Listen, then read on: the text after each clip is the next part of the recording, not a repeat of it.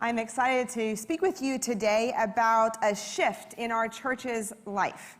Something new here at First Presbyterian Church that we are calling ministry pods. You may have already seen this flyer. There's a couple of them in each pew. You're welcome to peruse it now or take it with you and look it over later. It has some good information on it, which we're also going to talk about in the next few minutes here. In an effort to align the functioning, the work of ministry of First Presbyterian Church, to align it more with our mission and vision statement, specifically that we gather to be equipped and sent to serve in the world, we are restructuring the functioning of First Presbyterian Church.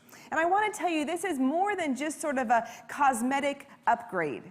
This is the result of discernment and discussion among your church leaders, the session elders, as well as the deacons, and Joshua and I have been discussing for months now what it might look like to shape the structure of the church's functioning around the three phrases of our vision statement: to gather, to be equipped, and to be sent to serve. Those three, if you narrow them all the way down to the verbs, the gather, the equipping, and the serving. We're now going to align the ministries of the church. Over decades, it has been in different forms, committees and teams of the church working to do the ministry of the church, both inside and outside our walls. And now we're looking for a sort of a fresh start for that, a streamlining of that I believe is going to allow for us to have better collaboration and communication between what were previously a multitude of teams and committees. Now, you can correct me if I'm wrong, but most of us don't really love being on a committee. Most of us aren't really looking for more boards to sit on to discuss things at length, are we? And yet, as Joshua reminded us today in his sermon, each of us has been given gifts that we can use collaboratively to do the work of God in the world. And so what our goal is with these new ministry pods is to best tap into the abundance of gifts in our congregation, the wisdom, the energy, to bring us together in groups around like purposes that we might engage fully and maturely in the work of Christ in the world. Now, as you can see on that flyer and on the screen, we are calling these ministry pods. Now, I want to be the first to tell you that I was not real enthused about the word pod when Joshua first suggested it. Joshua is used to me not being real enthused about his ideas, however, and he persevered. I think for me, the word pod brought to mind my early 1990s church youth group. We were called the God Squad, and we had it in big block letters on our t-shirt. And that is a little bit embarrassing now, and I was afraid that if we called these ministry pods, we might start calling ourselves God pods or pod people. Two things that I would like us to endeavor to avoid. So in searching for a way that I could fully embrace this word pod, we were getting rid of the old words like committee and team and group that are so overused. So I wanted to embrace this word pod. I began to think, with the encouragement of some of the elders, about whales, because whales in groups are called pods.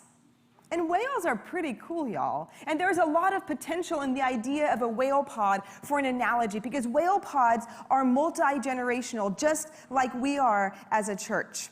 Whale pods carry with them a collective wisdom for how to live and function in the world. You can see where this would go into a really great analogy. And yet still, y'all, whales? It's not the most slimming analogy, is it? All it took was this summer for me to fully embrace the idea of pods. We are not gardeners at our house, and most of the time we spend years just destroying the things that people who own the house before us planted. But we have had one victory at 117 Oak Ridge Drive, and that is these flowers. If you come by our house anytime between June and August, y'all, they are taller than me. They are 7 to 8 feet wide in bunches, obscuring the front of my house and all of the dead grass. And so I love these flowers. I've been told they have a number of different names, and you will likely want to dispute this with me. They are sometimes called the Pride of Barbados, or the Mexican bird of paradise, or the red bird of paradise, or peacock flower, or in Latin, Cassiopeia pulchrimum. I am not the only one who has trouble settling on a name for something, am I? However, about this time of the summer, the flowers are still there in abundance, and yet, alongside them, the flowers are giving way to pods, right? Seed pods, even better than whale pods as an analogy for what we are going to be doing in these ministry pods. Because you see, seeds, in pods or otherwise, hold genetic information. These seeds, these pods, carry with them the knowledge and the memory of what has been. And yet, they are most importantly the seeds of what will be. And so I want you to understand these ministry pods to be a transition where we are taking what has been, who we have been, and what we have done as a church, and together we are planting the seeds and doing the work of what will be. As we, the people of God, move together towards love.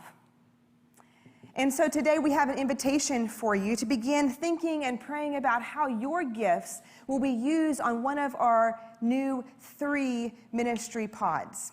I want to invite 3 of our church leaders to come forward to briefly share with you about each of these pods. So if David Rhodes and Melanie Little and Joshua's filling in for one of the pods could come forward.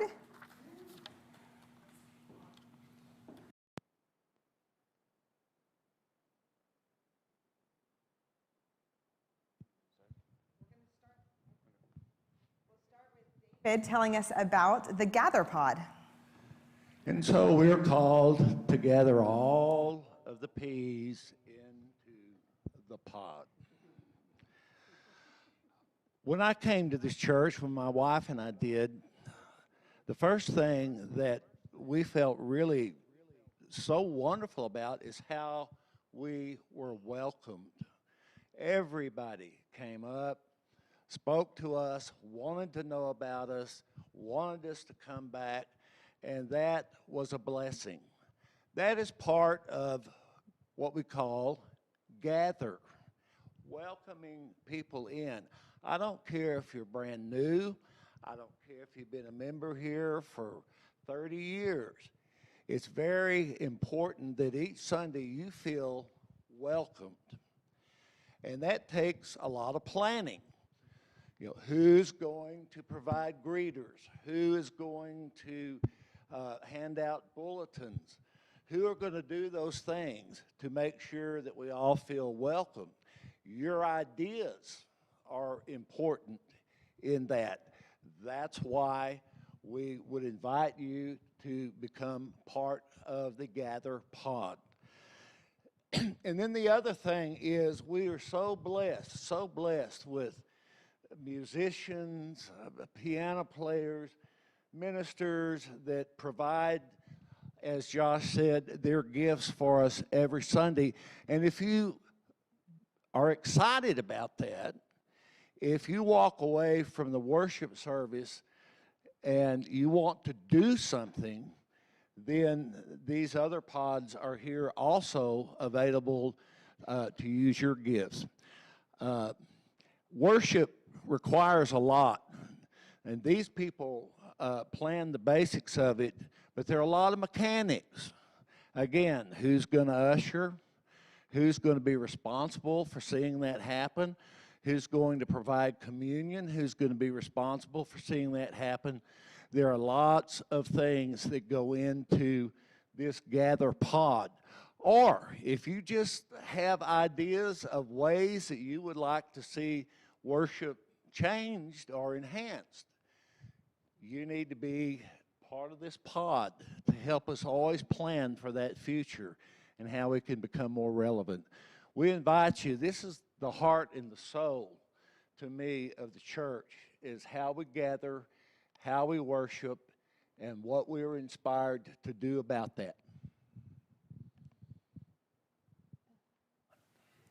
So then I'm here representing the equipping pod. It turns out that Pat and Kevin Pernicano, who are both a part of this pod, they had a grandson in last Sunday, but I was trying to remember where oh, they're in Pittsburgh. So they're in Pittsburgh right now with the new grandson, and so they couldn't be here this morning, so they've asked me to fill in. And so I'm actually the equipping pod, which is fitting for what we've been talking about today. But the equipping is really about directing our gathering towards building each other up, right?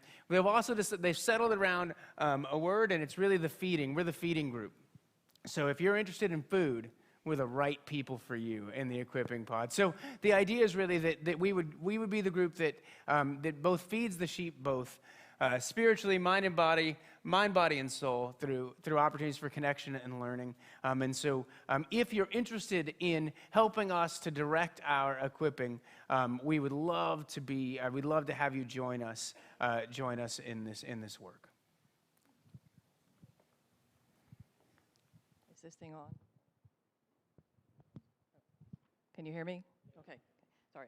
All right, the Serve Pod. Our umbrella covers everything from the work we do in Mendez School to our Fifth Sundays, to our Sunshine Ladies and the gifts that they share. Our pod's mission is to help us all reconnect with each other and our outside community, especially after what COVID's done to us the last year and a half. So we would definitely continue our ways of service that we've got ingrained, but we're looking for people with new ideas on how we can improve.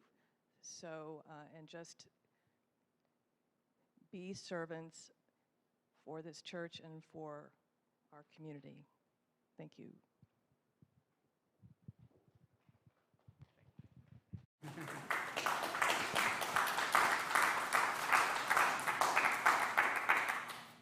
So all you have to do is pick your pod. You don't have to yet, though. The first pod gatherings will happen immediately following worship on August 15th. So in 3 weeks, we'll gather right after worship. That's the only meeting time. It's not like a cross-country team. You don't have to do it at 6:30 in the morning. It'll be at a convenient time for us to gather. I want you to really, though, honestly, to be thinking and praying about what kind of gifts God has given you, and also where your excitement and energy lies right now. With which of these pods, with which of these types of ministry do you feel a little tug to engage? We have a spot for you. We want you to be a part of this planting of something new here at First Presbyterian Church, because we cannot do it without you. Friends, will you join me in prayer today? Lord Jesus Christ, you are the head